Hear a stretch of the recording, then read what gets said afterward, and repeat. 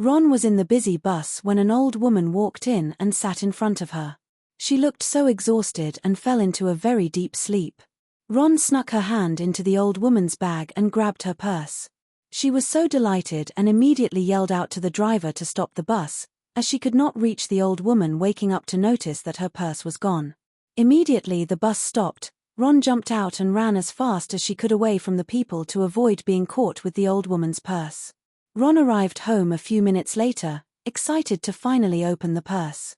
She poured the contents on her bed and saw a few naira notes and a stylish-looking pair of sunglasses. She exclaimed to herself as she wore the sunglasses, admiring herself in the mirror. Ron, in that moment, saw a shadow move behind her but was unsure of what she saw. Immediately, her sister Bulu walked into her room to invite her to church, but Ron informed her sister that she was too tired to attend. She quickly disposed of the stolen purse, throwing it into a plastic bag and dumping it in the trash outside her house. Tired and exhausted, Ron went to bed. When she woke up hours later, it was already bright. She looked at the time and saw it was 8 o'clock in the morning. Ron immediately jumped up from bed, remembering that she was late for an important interview. She put on her clothes and rushed out of the house to quickly catch a taxi. 5 Boulevard Road, she said to the driver as they set out. She put on the sunglasses, trying to hide her worries, when she saw a man standing in front of their taxi. Terrified that the driver might run him over, Ron screamed at the driver, commanding him to stop the car. "Do you want to kill that man? Why are you driving carelessly without looking at the road in front of you?" she yelled. The driver asked, "What man? What are you talking about? Are you blind? Can't you see that man standing right in front of your car?" she said, pointing toward the road in front of them. The driver gave her a weird look, asking, "There is no one there, madam. Are you sure you're all right?" Ron gently removed the sunglasses and realized that no one was standing in front of their car. "Where did he go?" "He was just standing there," she said to the driver, who looked at her terrified. The driver, spooked by what had just happened, told Ron he was no longer interested in driving her to her destination.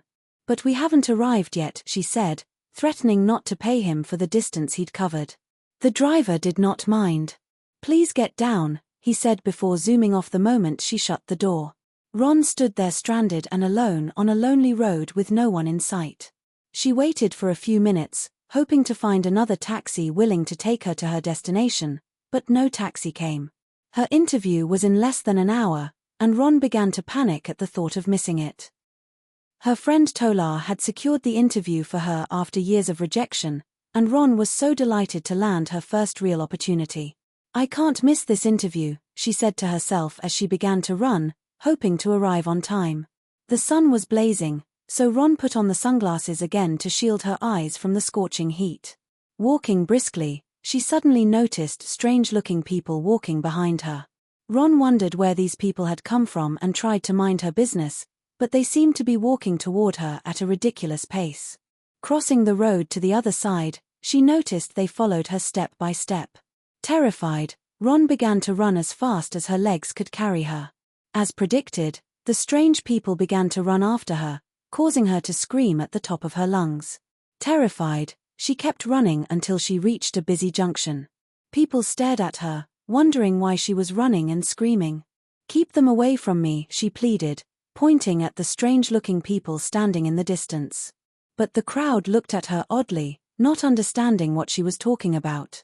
Ron, in that moment, realized something was wrong with the sunglasses. She immediately took them off and threw them into a trash bin by the roadside. Her entire body was still trembling, but she had to make it to her interview in less than 30 minutes. She flagged down a bike, which took her straight to the interview location. A few minutes later, she was done and relieved that she made it in time. Returning home, her mind was preoccupied with all that had happened earlier.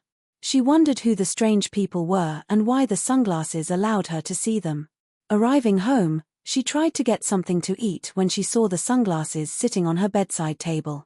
"Am I dreaming?" she asked herself, rubbing her eyes to confirm if what she was seeing was real.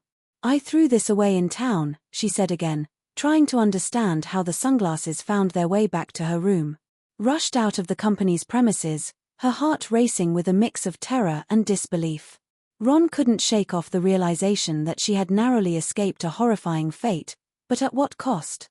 The guilt of knowing that others, including Aiden's so-called friend Dor, had met their end in such a dreadful way weighed heavily on her. As she walked back home, Ron's thoughts were consumed by the interconnected events that had brought her to this point. The enchanted sunglasses, the spirits, the evil man, and now the company all seemed to be tied together in a sinister web of power, greed, and sacrifice. She knew she couldn't just walk away from everything. There had to be a way to end the evil man's reign and bring peace to the souls he had tormented. When Ron got home, her sister Baloo was waiting for her, visibly concerned. "Ron, what's wrong?